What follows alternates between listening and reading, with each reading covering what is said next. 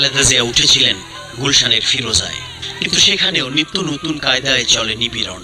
2013 সালের 29 ডিসেম্বর বালু ভর্তি 5টি ট্রাক দিয়ে টানা 4 দিন ব্যারিকেড তৈরি করা হয় ওই বাসার সামনে।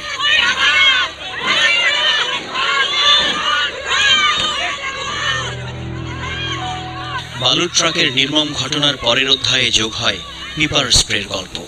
2014 সালের 5 জানুয়ারি গুলশান কার্যালয় থেকে খালেদা জিয়ার নেতাকর্মীদের নিয়ে বের হওয়ার সময় পেপার স্প্রে করে আইনশৃঙ্খলা বাহিনী।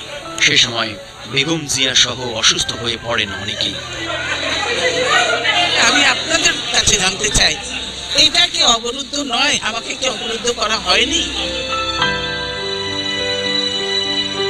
শেষ তো সেখানেই নয়, খালেদা জিয়াকে নিঃসঙ্গ রাখার আয়োজনে কমতি হয়নি কখনো।